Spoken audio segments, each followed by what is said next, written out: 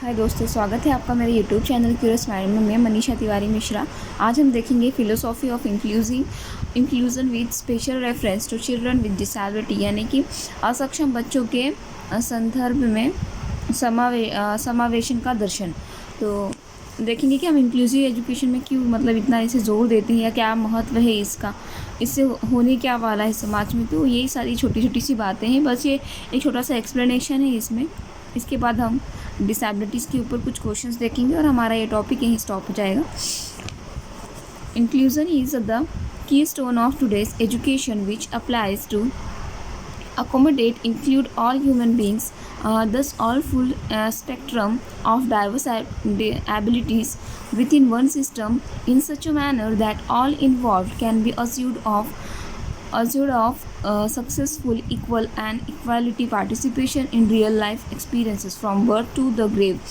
This implies that all have to perceive and treat themselves and others as dignified human beings, enhancing human potential maximally and in succeeding to achieve whatever outcome is envisaged and humanly possible। मतलब कि हमें समावेशन एक ऐसा पत्थर है जिसकी वजह से आज हम शिक्षा को एक बहुत अच्छा पैमाना दे पा रहे हैं, और जो डिसेबल बच्चे हैं, असक्षम बच्चे हैं, उन्हें हर तरीके से नॉर्मल बच्चों के साथ एक करके जो हम पढ़ाने का ज़िम्मा ले रहे हैं, ये एक बहुत ही यश देता है, हमें समानता बढ़ाता है और उन लोगों का समावेश क्लास में बढ़ाता है, जिसकी वजह से सारे बच्चे एक एक्सपीरियंस ज़रूर ये लेकर जाते हैं कि हर एक को एक्सेप्ट करना चाहिए, चाहे वो जैसा भी है। और जन्म से लेके मरने तक वे इसी भाव में जीते हैं कि डिसेबिलिटी होने से कोई असक्षमता कोई एक बीमारी नहीं है, वो किसी को भी हो सकती है, और उन्हें एक दूसरे के साथ मिलजुल कर रहने की भावना निर्माण होती है, और यही हमारी मानवता है जो यहाँ से शुरुआत होती है। Inclusion begins with recognizing that all children and their families have the right to access high quality early childhood education. This right is not affected by disability. Inclusive practices are intended to identify and remove barriers to full acceptance, participation and learning for all children. Inclusion recognizes that many challenges associated with disability are embedded in socio-cultural attitudes and practices. Inclusive practices aim to alter policy, organization structure and pedagogy so children with special needs can take। तो जैसे कि disability पहले क्या होता था कि जो बच्चों असक्षम होते थे पढ़ने में, उन्हें स्कूल जाने का भी हक़ नहीं होता था, वे अपनी स्कूल बीच में ही छोड़ देते थे। बट यहाँ ऐसा नहीं है, अब कोई भी असक्षम बच्चा हो उसे अधिकार है अपने शिक्षण को प्राप्त करने का, और इसी वजह से हम समावेशन का जो एक एक पॉलिसी है समावेशन शिक्षा की, जो ये दिखाती है कि किस तरह से हमें हर तरह के बच्चे को अपने स्वीकृत करना चाहिए, चाहे वो जैसे भी हैं, और उन्हें समावेशन करना चाहिए पढ़ाई में, उन्हें समावेश करना चाहिए, उनके हिसाब से हमें पढ़ाना चाहिए। किसी भी प्रकार की कोई तकलीफ़ नहीं होनी चाहिए उन बच्चों को। ऐसा इन्वायरमेंट क्लास में बनाना चाहिए जिस वजह से उन बच्चों को भी पढ़ाई के लिए मदद मिल सके, और वे अपने स्कूल में आकर उनकी ज़रूरत के हिसाब से माहौल बनाए तो वे अच्छी तरीके से पढ़ सकें। यही मेन उद्देश्य समावेशन का। Inclusion rejects but still provides the use of special schools or classrooms to separate students with disabilities from students without disabilities। तो देखिए, इंक्लूज़न तो एक्सेप्ट नहीं करता है इस बात को कि डिसेबिलिटी वाले बच्चों के लिए एक अलग स्कूल होनी चाहिए, लेकिन हाँ, उसके बावजूद भी स्पेशल स्कूल्स होती हैं या क्लासरूम होता है, सेपरेट होता है वो। बट ये होने के बाद भी कुछ डिसेबल बच्चे भी, जिन बच्चों में डिसेबिलिटी असक्षमता नहीं होती है, वे वाले बच्चे भी वहाँ इंक्लूड हो जाते हैं। और मेन उद्देश्य तो यही होता है कि नॉर्मल बच्चों के साथ ही डिसेबल बच्चे पढ़ें। बट कई बार कंडीशन ऐसी होती है कि स्पेशल स्कूल में कुछ बच्चों को डाला ही जाता है, मजबूरी होती है उस टाइम पे उनके बेटर एजुकेशन के लिए। Schools with inclusive classroom do not believe in separate classrooms.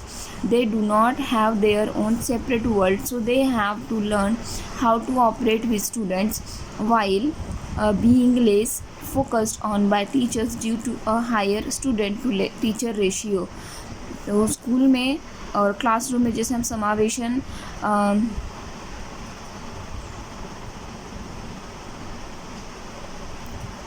Class room में समावेशन को अलग क्लासरूम नहीं बनाना चाहिए। जैसे कि कुछ बच्चे कहीं कहीं क्या होता है कि डिसेबल बच्चे को एक लाइन में बैठा दिया, नॉर्मल बच्चे को एक लाइन में बैठा दिया, बहुत तेज़ बच्चे को एक लाइन में बैठा दिया।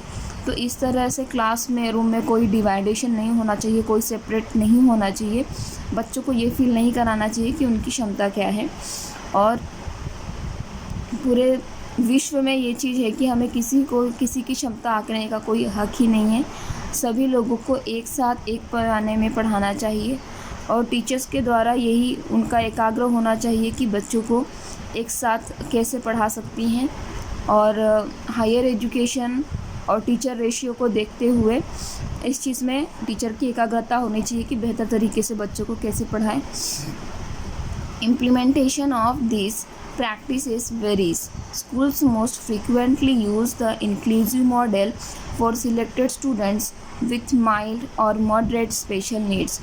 तो इस चीज़ को बहुत ही मतलब अलग तरीके से स्कूल में यूज़ किया जा रहा है और समावेशन मॉडल को मतलब लोग पसंद करते हैं स्कूल में और वो इसे इस्तेमाल करते हैं ऐसे जैसे कि किसी बच्चे में बहुत कम असक्षमता हो या मीडियम प्रकार की हो, तो उनके ज़रूरत के हिसाब से क्लासरूम का माहौल बना के उन्हें एडमिशन दिया जा रहा है।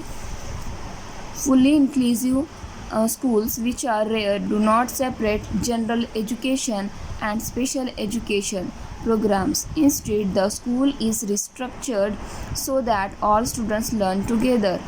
तो देखिए कि जो समावेशन है वो पूरी तरीके से नहीं हो पा रहा है, बहुत कम स्कूल में देखा जा रहा है। लेकिन इंक्लूसिव एजुकेशन का यही एक मोटो है कि एक सामान्य स्कूल और एक स्पेशल स्कूल इस तरह का प्रोग्राम ना चलाया जाए और ऐसा स्कूल को बनाया जाए या उसे प्रोत्साहित किया जाए जिसमें सारे बच्चे एक साथ पढ़ सकें।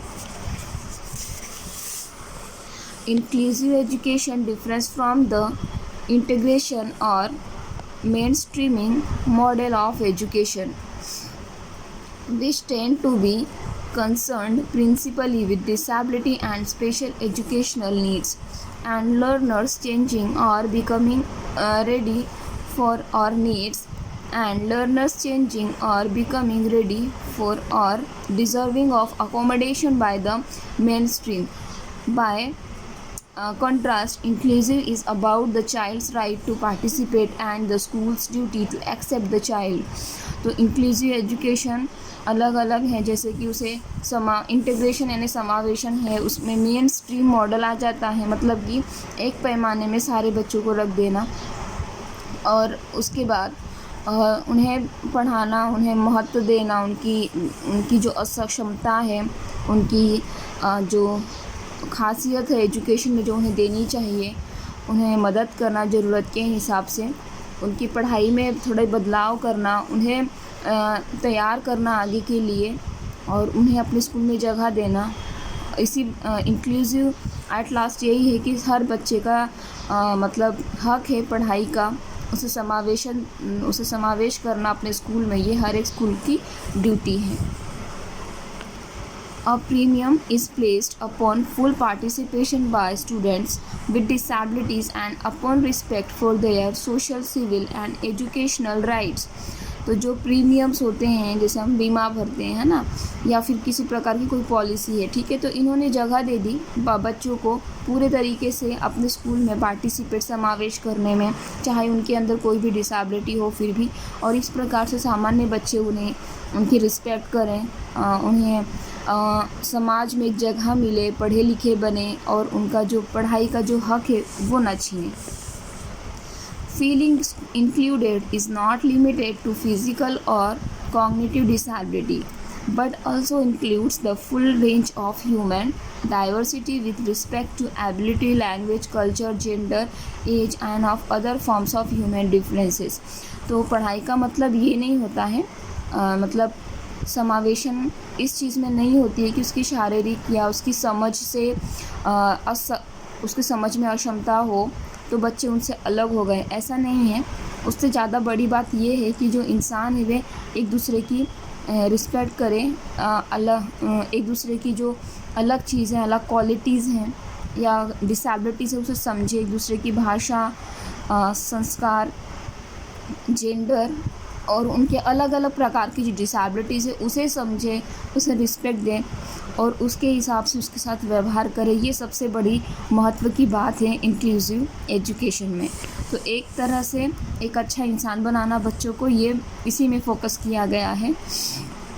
Inclusion is a way of thinking and acting that allows every individual to feel accepted, valued and safe. An inclusive community consciously evolves to meet the changing needs of its members through recognition and supports. An inclusive community provides meaningful, involved and equal access to the benefit of citizenship.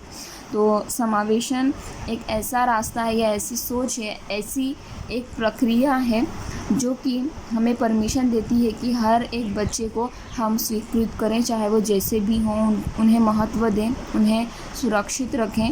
और इसी समावेशन समूह में पूरे ध्यान से ये देखा गया है कि उनके ज़रूरत के हिसाब से बदलाव किया जाए और उन्हें समझा जाए, उन्हें सपोर्ट किया जाए। और इंक्लूसिव संगठन यही चीज़ को समझ के एक अर्थपूर्ण तरीके से हर एक बच्चे को समान व्यवहार दे और समाज में सबको सिटीजन मतलब उन्हें नागरिकता का महत्व दे।